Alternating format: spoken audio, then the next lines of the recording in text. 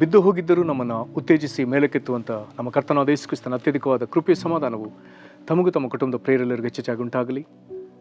ಹೃದಯಂಗಮ ಮಾತು ಎನ್ನುವ ಈ ಮುಂಜಾನೆ ವಾಕ್ಯದಾನದ ಸರಣಿಯಲ್ಲಿ ಈ ತಿಂಗಳು ನಾವು ಪ್ರಕಟಣೆ ಪುಸ್ತಕದಲ್ಲಿ ಯೇಸು ಎಂಬ ಶೀರ್ಷಿಕೆಯಲ್ಲಿ ದೇವರ ವಾಕ್ಯವನ್ನು ಧ್ಯಾನಿಸ್ತಿರುವಲ್ಲಿ ಈ ದಿನ ನಾವು ಧ್ಯಾನಿಸುವಂಥ ದೇವರ ವಾಕ್ಯದ ಭಾಗ ಪ್ರಕಟಣೆ 3ನೇ ಅಧ್ಯಾಯ 20 ಮತ್ತು 21ನೇ ವಚನಗಳು. ಪ್ರಕಟಣೆ 3, 20 ಮತ್ತು 21ನೇ ವಚನಗಳು. ಇಲ್ಲಿ ದೇವರ ವಾಕ್ಯ ಹೇಗೆ ಹೇಳ್ತದೆ: ಇಗೋ, ಬಾಗಿಲಲ್ಲಿ ನಿಂತುಕೊಂಡು ತಟ್ಟುತ್ತಾ ಇದ್ದೇನೆ. ಯಾವನಾದರೂ ನನ್ನ ಶಬ್ದವನ್ನು ಕೇಳಿ ಬಾಗಿಲನ್ನು ತೆರೆದರೆ ನಾನು ಒಳಗೆ ಬಂದವನ ಸಂಗಡ ಊಟ ಮಾಡುವೆನು, ಅವನು ನನ್ನ ಸಂಗಡ ಊಟ ಮಾಡುವನು.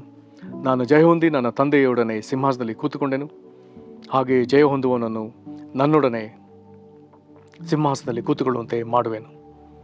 ಈ ವಾಕ್ಯಗಳನ್ನು ಗ್ರಹಿಸೋದಕ್ಕೆ ನಾವು ಶಕ್ತರಾಗುವಂತೆ ದೇವರು ತಾನೇ ತನ್ನ ಆತ್ಮನ ಮೂಲಕ ನಮಗೆ ಬೋಧಿಸಲಿ. ನಾವು ಪ್ರಕಟಣೆ ಪುಸ್ತಕದಲ್ಲಿ 2 ಮತ್ತು 3ನೇ ಅಧ್ಯಾಯದಲ್ಲಿ ನೋಡುವಂಥ ಎಲ್ಲ ಸಭೆಗಳಲ್ಲಿ ತೀರಾ ತನ್ನನ್ನು ಕೆಡಿಸಿಕೊಂಡ ಅಥವಾ ದೇವರ ಕೋಪಕ್ಕೆ ವಿಪರೀತವಾಗಿ ತುತ್ತಾದ ಒಂದು ಸಭೆ ಎಂಬುದಾಗಿ ಹೇಳಿದರೂ ತಪ್ಪಿಲ್ಲ. ಅದು ಲವೋದಿಕೀಯ ಸಭೆ. ಈ ಸಭೆ ವಿಷಯದಲ್ಲಿ ದೇವರು ಮೆಚ್ಚುವಂಥ ಹೊಗಳುವಂಥ ಸಂಗತಿ ಒಂದೂ ಇಲ್ಲ. ಮತ್ತು ಈ ಸಭೆ ತಾನು ತನ್ನ ಕುರಿತು ಏನನ್ನು ತಿಳ್ಕೊಂಡಿದೆಯೋ ಅದಕ್ಕೆ ವಿರುದ್ಧವಾಗಿ ಅದಿದೆ. ಕಾರಣ ಯೇಸು ಕ್ರಿಸ್ತನು ಅದನ್ನು ಸ್ಪಷ್ಟವಾಗಿ ತಿಳಿಸ್ತಾನೆ. ಇಲ್ಲಿ ಈ ಸಭೆಗೂ ಆತನು ಹೇಳ್ತಾನೆ, ನಿನ್ನ ಕೃತ್ಯಗಳನ್ನು ಬಲ್ಲನೆಂಬುದಾಗಿ ಹೇಳ್ತಾನೆ. ಇದಕ್ಕೆ ಆತನು ಹೇಳುವಂಥ ಒಂದು ಭಾಳ ವಿಚಿತ್ರವಾದ ಒಂದು ಮಾತು: ನೀನು ತಣ್ಣಗೂ ಅಲ್ಲ ಬೆಚ್ಚಗೂ ಅಲ್ಲ, ನೀನು ತಣ್ಣಗಾಗಲಿ ಬೆಚ್ಚಗಾಗಲಿ ಇದ್ದರೆ ಒಳ್ಳೆಯದಾಗಿತ್ತು. ನೀನು ಬೆಚ್ಚಗೂ ಇಲ್ಲದೆ ತಣ್ಣಗೂ ಇಲ್ಲದೆ ಉಗುರು ಬೆಚ್ಚಗಿರುವುದರಿಂದ ನಿನ್ನ ನನ್ನ ಬಾಯೊಳಗಿಂದ ಕಾರುವೆನು. ಉಗುರು ಬೆಚ್ಚಗಿನ ಜೀವಿತ ಆಗರು ಮತ್ತೆ ಕಲಬೆರಕೆಯ ಜೀವಿತ. ದೇವರಲ್ಲಿ ಬೆಚ್ಚಗಿರುವ ಜೀವಿತ ಬೇಕು, ಲೋಕದಲ್ಲಿ ತಣ್ಣಗಿರುವ ಜೀವಿತ ಬೇಕು. ಎರಡನ್ನೂ ಸೇರಿಸಿಕೊಂಡಿದ್ದು ಉಗುರು ಬೆಚ್ಚಗಿನ ಜೀವಿತ ಪರಿಶುದ್ಧವಾದದನ್ನು ಅಶುದ್ಧತೆಯೊಂದಿಗೆ ಸೇರಿಸಿರುವುದರಿಂದ ಇದು ಅಸಹ್ಯ. ಬಾಳುಗಿಂದ ಕಾರುವೆ. ನಾವು ಯಾವುದನ್ನು ಅಸಹಿಸ್ತೇವೋ ಅದನ್ನು ನಾವು ಬಾಯಿಂದ ಉಗುಳ್ತೇವೆ. ಹಾಗಾದರೆ ದೇವರು ಇದನ್ನು ತನ್ನೊಳಗೆ ಇಟ್ಟುಕೊಳ್ಳದೆ ಹೊರಗೆ ಹಾಕುವಂಥದ್ದನ್ನು ದೇವರು ತೋರಿಸ್ತಿದ್ದಾನೆ. ಮತ್ತು ಇದು ತನ್ನ ಕುರಿತು ತಿಳ್ಕೊಳ್ಳುವಂಥ ರೀತಿಯೇ ಬೇರೆ. ಇದು ತನ್ನನ್ನು ಐಶ್ವರ್ಯವಂತನೆಂಬುದಾಗಿ ನೆನೆಸ್ತದೆ, ಆದರೆ ಇದು ದರಿದ್ರ ದೌರ್ಭಾಗ್ಯತನದಲ್ಲಿದೆ. ಇದು ತಾನು ಸಂಪನ್ನನೆಂಬುದಾಗಿ ಹೇಳಿಕೊಳ್ತದೆ, ಆದರೆ ಇದು ದುರವಸ್ಥೆಯಲ್ಲಿ ಬಿದ್ದದೆ. ಯಾವುದರಲ್ಲಿ ಕೊರತೆ ಇಲ್ಲ ಎಂಬುದಾಗಿ ಹೇಳ್ತದೆ, ಆದರೆ ಇದು ದರಿದ್ರತನದಲ್ಲಿದೆ. ಇದು ಕುರುಡಾಗಿರುವ ಸಭೆ, ವಸ್ತ್ರವಿಲ್ಲದ ಬಟ್ಟೆ ಇಲ್ಲದ ಸಭೆ. ಈಗಿನ ಬೋಧನೆಗಳನ್ನ ಗಮನಿಸಬೇಕಾಗ್ತದೆ. ಕೆಲವು ಸಭೆಗಳು ಐಶ್ವರ್ಯಕ್ಕೆ, ಶ್ರೀಮಂತಿಕೆಗೆ ಪ್ರಾಮುಖ್ಯತೆ ಕೊಡ್ತಾ ಇದೆ. ಒಂದು ವೇಳೆ ಈ ಸಭೆಯೊಂದಿಗೆ ಹೋಲಿಸಿ ನೋಡಬೇಕಾಗ್ತದೆ. ದೇವ್ರನ್ನ ಅನೇಕರು ಭಾವಿಸ್ತಾರೆ, ದೇವರು ನಮಗೆ ಎಲ್ಲವನ್ನ ಯಥೇಚ್ಛವಾಗಿ ಕೊಟ್ಟಿರುವುದರಿಂದ ದೇವರು ನಮ್ಮನ್ನು ಆಶೀರ್ವದಿಸಿದ್ದಾನೆ. ಆದರೆ ಈ ಸಭೆಯನ್ನು ಓದುವಾಗ ಈ ಸಭೆ ತನ್ನನ್ನು ಐಶ್ವರ್ಯಂತ ಸಭೆ ಎಂಬುದಾಗಿ ನೆನೆಸ್ತಾರೆ, ಆದರೆ ದೇವರು ಅದನ್ನು ದೌರ್ಭಾಗ್ಯ, ದರಿದ್ರತನದಲ್ಲಿ ಕೊರತೆಯಲ್ಲಿರುವ ಸಭೆ ಎಂಬುದಾಗಿ ಆತನು ಹೇಳ್ತಾನೆ. ಕರ್ತನೊಪ್ಪದಿರುವಂಥ ಒಂದು ರೀತಿಯಲ್ಲಿದೆ.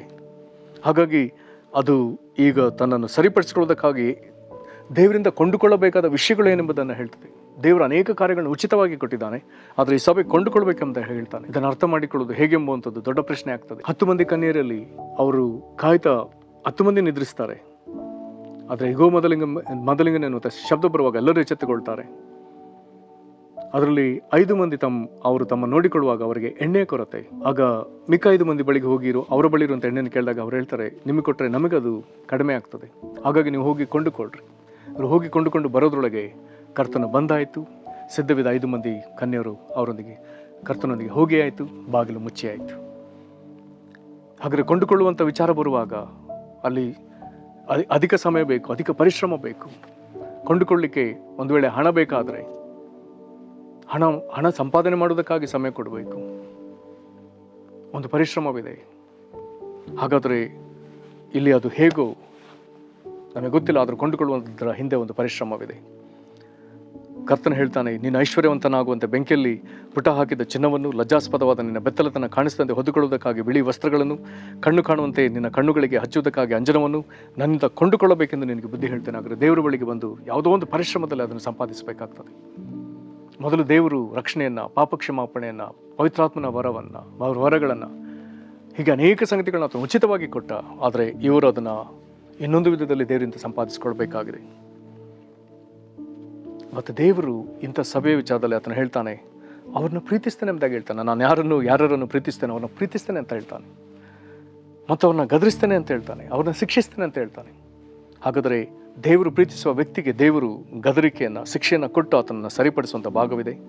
ದೇವರ ವಿಷಯದಲ್ಲಿ ಆಸಕ್ತನಾಗಿರ್ಲಿಕ್ಕೂ ದೇವರ ಕಡೆಗೆ ತಿರುಗಲಿಕ್ಕೂ ಆತನ ಬೋಧನೆ ಕೊಟ್ಟು ಈಗ 20ನೇ ವಚನಕ್ಕೆ ಬರುವಾಗ ಆತನು ಹೇಳ್ತಾನೆ, ಗೋ ಬಾಗಿಲಲ್ಲಿ ನಿಂತು ತಟ್ಟುತ್ತಾ ಇದ್ದಾನೆ. ಒಂದು ವೇಳೆ ಕರ್ತನ ಬರೋಣದ ಅತಿ ಹತ್ತಿರದ ಒಂದು ಸಂದರ್ಭವನ್ನು ತೋರಿಸ್ತದೆ. ಕಾರಣ ಕರ್ತನ ಬರೋಣದ ನಾನಾ ಭಾಗಗಳನ್ನ ಇಲ್ಲಿ ತಿಳಿಸ್ತಾನೆ. ವಿಧ ವಿಧವಾಗಿ ಒಂದು ಸಭೆಗೆ ಆತನು ಹೇಳ್ತಾನೆ ಬೇಗನೆ ಬರ್ತೇನೆ ಅಂತ ಹೇಳ್ತಾನೆ. ಇನ್ನೊಂದು ಸಭೆಗೆ ಹೇಳ್ತಾನೆ ಕಳ್ಳನು ಬರುವಂತೆ ಬರ್ತೇನೆ ಅಂತ ಹೇಳ್ತಾನೆ. ಫಿಲಡೆಲ್ಫಿಯಾ ಸಭೆಗೆ ಆತನು ಹೇಳ್ತಾನೆ ಬೇಗನೆ ಬರ್ತೇನೆ ಅಂತ ಹೇಳ್ತಾನೆ. ಹಾಗಾದರೆ ಕರ್ತನ ಬರೋಣವನ್ನು ವಿಧ ವಿಧವಾಗಿ ಆತನು ತಿಳಿಪಡಿಸ್ತಾನೆ. ಆದರೆ ಈ ಸಭೆಗೆ ಆತನು ಹೇಳ್ತಾನೆ ಈಗ ಬಾಗಿಲಲ್ಲಿ ತಟ್ತೇನೆ. ಹಾಗಾದರೆ ದೇವರ ಬರೋಣ ಅತಿ ಹತ್ತಿರವಾಗಿದೆ. ಹಾಗಾದರೆ ಕರ್ತನ ಬರೋಣ ಸಂದರ್ಭಕ್ಕಿರುವಂಥ ಒಂದು ಸಭೆಯೋ ನಮಗೆ ಗೊತ್ತಿಲ್ಲ. ಹಾಗಾದರೆ ಬಾಗಿಲಲ್ಲಿ ನಿಂತು ತಟ್ಟುವಷ್ಟು ದೇವರ ಹತ್ತಿರ ಬಂದಿದ್ದಾನೆ. ಯಾರಾದರೂ ಆ ಶಬ್ದವನ್ನು ಕೇಳಿ ಬಾಗಿಲನ್ನು ತೆರೆದ್ರೆ ಯೇಸು ಕ್ರಿಸ್ತನು ಹೇಳ್ತಾನೆ ಆತನು ಒಳಗೆ ಬರ್ತಾನೆ ಮತ್ತು ಆತನು ಅವನ ಸಂಗಡ ಊಟ ಮಾಡ್ತಾನೆ. ಹಾಗಾದರೆ ಕಳಕೊಂಡ ಒಡಂಬಡಿಕೆಯನ್ನು ದೇವರು ತಿರುಗಿ ಸ್ಥಾಪಿಸ್ತಾನೆ. ಕಳಕೊಂಡಿದ್ದ ಐಕ್ಯತೆಯನ್ನು ದೇವರು ತಿರುಗಿ ಪುನಃಸ್ಥಾಪಿಸ್ತಾನೆ. ದೇವರೊಂದಿಗಿನ ಐಕ್ಯತೆ ಪುನಃಸ್ಥಾಪನೆ ಆಯಿತು. ಇದನ್ನೆಲ್ಲ ಹೇಳಿ ಈಗ 21ನೇ ವಚನಕ್ಕೆ ಹೇಳ್ತಾನೆ ಯೇಸು ಜಯ ಹೊಂದಿದವನು ಹೇಳ್ತಾನೆ ನಾನು ಜಯ ಹೊಂದಿರುವ ಯೇಸು ತಂದೆಯೊಡನೆ ಸಿಂಹಾಸನದಲ್ಲಿ ಕೂತುಕೊಂಡಿದ್ದಾನಂತೆ. ಮತ್ತು ಜಯ ಹೊಂದವನಿಗೆ ಆತನು ಹೇಳ್ತಾನೆ ನನ್ನೊಡನೆ ಸಿಂಹಾಸನದಲ್ಲಿ ಕೂತುಕೊಳ್ಳುವಂತೆ ಮಾಡುವೆ. ಯೇಸು ಜಯ ಹೊಂದಿ ತಂದೆಯೊಡನೆ ಸಿಂಹಾಸನದಲ್ಲಿ ಕೂತಿದ್ದಾನೆ. ಜಯ ಹೊಂದುವನನ್ನು ಕ್ರಿಸ್ತನೊಂದಿಗೆ ಆತನು ಕೊಳ್ಳಿರಿಸ್ತಾನೆ. ಒಬ್ಬರು ಹೇಳ್ತಾ ಇದ್ರು ಬಾಳಿಂದ ಒಬ್ಬ ಸೇವಕರು, ಹಾಗಾದರೆ ಯೇಸುವಿನೊಂದಿಗೆ ಜಯ ಹೊಂದಿದವರನ್ನ ಆತನ ಸಿಂಹಾಸನದಲ್ಲಿ ಕುಳ್ಳಿರಿಸಿದಾದರೆ ಇದೆಷ್ಟು ದೊಡ್ಡ ಸಿಂಹಾಸನ ಇರಬಹುದು ಗೊತ್ತಿಲ್ಲ. ಆದರೆ ಇಂಥ ಒಂದು ಇಷ್ಟು ಮಟ್ಟ ಲವದೋಕೆ ಸಭೆಯವರು ಇಷ್ಟಾಗಿ ಕೆಡಿಸಿಕೊಂಡರು ಅವರಲ್ಲಿ ಜಯ ಹೊಂದುವುದಕ್ಕೂ ಅವರ ದೇವರ ಕಡೆಗೆ ತಿರುಗಿಕೊಳ್ಳುವುದಕ್ಕೂ ಕರ್ತನು ಕೊಡುವಂಥ ಸನ್ಮಾನ ಸ್ವೀಕರಿಸೋದಕ್ಕೂ ಕರ್ತನು ಇನ್ನೂ ಅವಕಾಶ ಕೊಟ್ಟಿದ್ದಾನೆ. ಪ್ರಿಯರೇ, ನಾವು ಇನ್ನೂ ಕರ್ತನ ಕಡೆಗೆ ತಿರುಗದೆ ಹೋದರೆ ಬೇಗ ತಿರುಗಿಕೊಳ್ಳೋಣ. ಕರ್ತನು ಕೊಡುವ ಸನ್ಮಾನವನ್ನು ನಾವು ಸ್ವೀಕರಿಸೋಣ. ನಾವು ಕರ್ತನನ್ನು ಬಿಟ್ಟು ಅಗಲಿ ಹೋಗುವುದು ಬೇಡವೇ ಬೇಡ. ಆತನು ಅತಿ ಎತ್ತರದಲ್ಲಿ ಬಂದು ನಮ್ಮ ಕದವನ್ನು ತಟ್ಟುತ್ತಿರುವಲ್ಲಿ ನಾವು ಕರ್ತನಿಗಾಗಿ ನಮ್ಮ ಹೃದಯ ಎಂಬ ಕದವನ್ನು ತೆರೆಯೋಣ. ಆತ ನಮ್ಮೊಳಗೆ ಬರಲಿ. ಆತ ನಮ್ಮ ಸಂಗಡ ಭೋಜನಕ್ಕೆ ಕೂತುಕೊಳ್ಳಿ. ನಾವು ಆತನ ಸಂಗಡ ಭೋಜನ ಮಾಡೋಣ. ನಾವು ಕಳಕೊಂಡ ಕರ್ತನ ಐಕ್ಯತೆಯನ್ನು ತಿರುಗಿ ಸಂಪಾದಿಸಿಕೊಳ್ಳೋಣ. ಜಯ ಹೊಂದಿದವರಾಗಿ ಯೇಸು ಜಯ ಹೊಂದಿರುವಲ್ಲಿ, ಆತನ ತಂದೆ ಸಿಂಹಾಸನದಲ್ಲಿ ಕೂತುಕೊಂಡಿರುವಲ್ಲಿ, ಈಗ ಕ್ರಿಸ್ತನೊಂದಿಗೆ ನಾವು ಕೂತುಕೊಳ್ಳುವುದಕ್ಕಾಗಿ ಆತನು ಕರೆ ಕೊಟ್ಟಿರುವಲ್ಲಿ ಅದಕ್ಕೆ ನಮ್ಮನ್ನು ಒಪ್ಪಿಸಿಕೊಳ್ಳೋಣ. ಪ್ರಾರ್ಥನೆ ಮಾಡೋಣ. ಕರ್ತನೇ, ಅದಪ್ಪ ತೀರ ಬಿದ್ದು ಹೋದ ಲವದೋಕೆ ಸಭೆಯನ್ನು ನೀನು ತಿರುಗಿ ಹೇಗೆ ಪ್ರೀತಿಯಿಂದ ಮೇಲಕ್ಕೆತ್ತಿದೆಯಲ್ಲ ಅದಕ್ಕಾಗಿ ನಿನಗೆ ಸ್ತೋತ್ರ.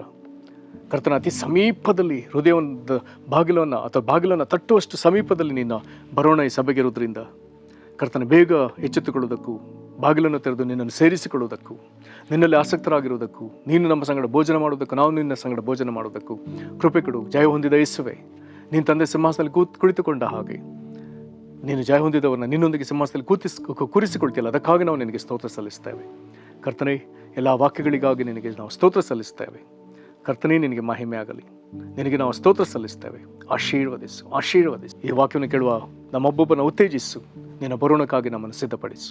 ನಿನಗೆ ಮಾಡುವುದಕ್ಕಾಗಿ ಸ್ತೋತ್ರ ಸಲ್ಲಿಸ್ತಾ ನಮ್ಮನ್ನೇ ನಿನಗೆ ಒಪ್ಪಿಸಿಕೊಟ್ಟು ಕರ್ತನಾದ ಯೇಸು ಕ್ರಿಸ್ತನ ಹೆಸರಲ್ಲಿ ಬೇಡಿದ್ದೇವೆ ನಮ್ಮ ತಂದೆಯೇ, ಆಮೇನ್. ಕರ್ತನ ನಿಮ್ಮನ್ನು ಆಶೀರ್ವದಿಸಲಿ. ವಂದನೆ.